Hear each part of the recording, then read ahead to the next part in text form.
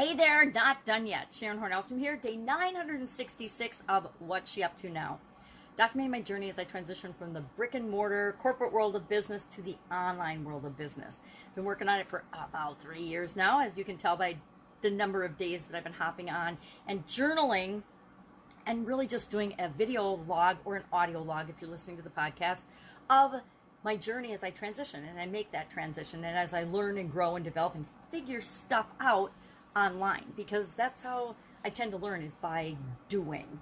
And so I've had to figure a lot of stuff out. Now, have I taken a ton of courses, a ton of programs, gotten a bunch of coaching? Yes, absolutely. Why? Because that helps me shortcut the process. I learned a long time ago that you can catapult your speed of accomplishing something and get things done a whole lot faster if you learn from people that have gone before you. Learn from people that have done something that you want to do before you. Now, we don't learn everything from those people, right? We just learn the bits and pieces from each individual that we need right now. One of the things that I've learned to avoid information overload and shiny object syndrome, they call it online. I don't know if they call it that offline. I say squirrel offline, but shiny object syndrome is when you're attracted to the next thing and the next thing and the next thing, whether it applies to what you're doing or not. And I fell for a little bit of that when I first got online, and I kept thinking I had to learn this and that and this and that before I could do certain things, before I could get successful, before I could launch a product, before I could create a course, before I could do a webinar, before I could do all these things. I kept thinking I had to learn one more thing, one more thing, one more thing. And that really stalwarted me for like a year. It just kept me stuck in this cycle of learning and not applying. And then I was like, yeah, this is stupid. How will I know if anything works if I don't start actually trying it and doing it and seeing if I can figure it out and then tweaking as I go along? And that's what I make sure I teach people right now is don't wait until you're 100% ready to start taking action and doing something. Learn something, apply it. Learn something, apply it. Test it out. Tweak it till it works for you, and then learn the next thing that you need to learn. Tweak it and test it till it works for you, then the next thing, and then the next thing. And that will really shorten and compress the amount of time it takes you to do anything in life and online especially. So today, not done yet. Supersize. It wasn't supersize. Supersize your business was about jumping the gun and moving too fast and jumping in impulsively. But in business, there's this catch-22 where you have to do that if you want to survive and be competitive, but you also have to be careful so that you don't take unnecessary risks. So there's always that. Guess what? In everything we do, there's this double-edged sword. Everything that we experience can be positive or negative, and it's just up to us to make that experience what it is that we want it to be and learn from each experience what it is we need to learn from that. So not done yet comes from our Setup for Success lesson today, where I talked about you're not done till you're dead, right? It's not over till you die. We get this false sense of belief that if we have these big goals, we set a big goal, and if we achieve it, then we're done, we've arrived. We don't have to grow or change as a person or do anything anymore. But think about it. If I set a goal, I'm going to go to college, I'm going to become a doctor or a lawyer or an Indian chief, whatever it is you wanted to become back when you wanted to go to school or were going to school or are going to school or are just studying or learning or modeling people to become something. We're never going to arrive. We're not going to get there. Even if you make $1 billion, do you have any of the billionaires that you've read about, heard about, know about, stopped and just shut down once they reached their $1 billion? They probably had a goal to be a billionaire, and now, think of Jeff Bezos, billionaire. Now he's, I don't know how many billions the guy's worth, but he didn't stop when he made that first billion. He just kept it going, and that's human nature. It's in our nature to always be growing and expanding and achieving more, becoming more, doing different things. And our experience influences the things that we will or will not try, but we never want to stop. When we stop, that's when we die. How many of us know someone who died soon after retiring? There's a reason for that. How many of us know somebody who died soon after their significant other died, their spouse died?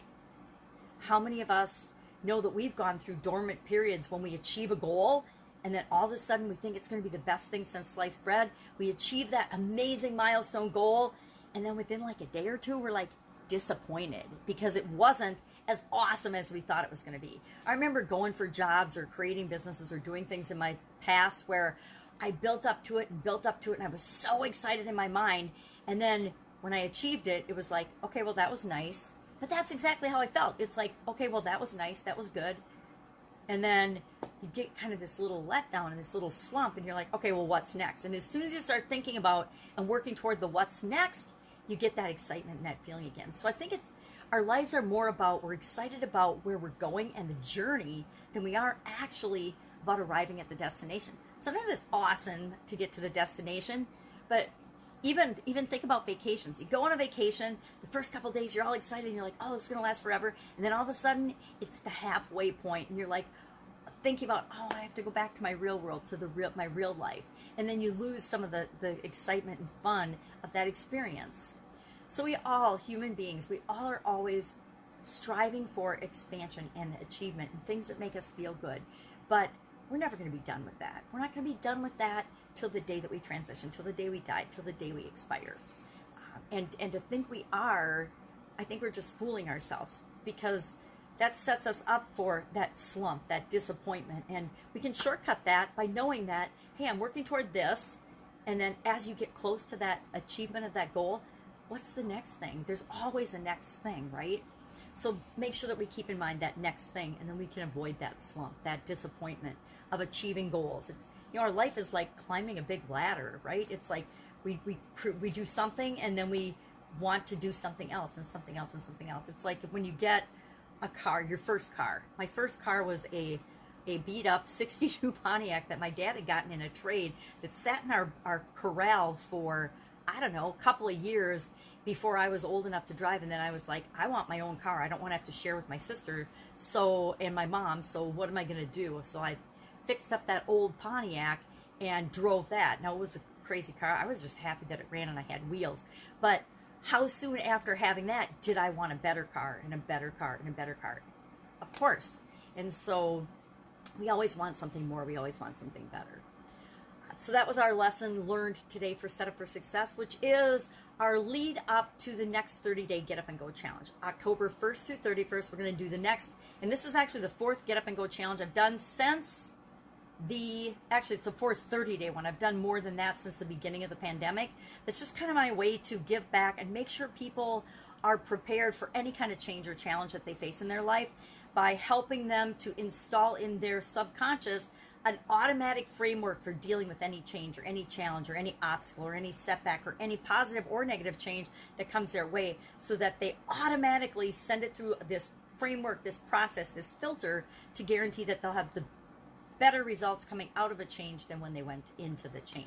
And I do that now through a 30-day challenge because I like 30-day challenges. It's easy to do a 5-day challenge and then sell somebody something. That seems to be the model that's going rampant on the internet these days. And it's fine and good and dandy if you're about building your business. But I'm about helping people through this pandemic, and that happens through a longer challenge. And it's free. It's always up. It's always available on the Get Up and Go Challenge page or the Get Up and Go Challenge private group in order. You can always go back and watch those and learn and see what works for you, because life is about picking and choosing the pieces and the experiences and the tools and the things that work for you. It doesn't matter what works for anybody else.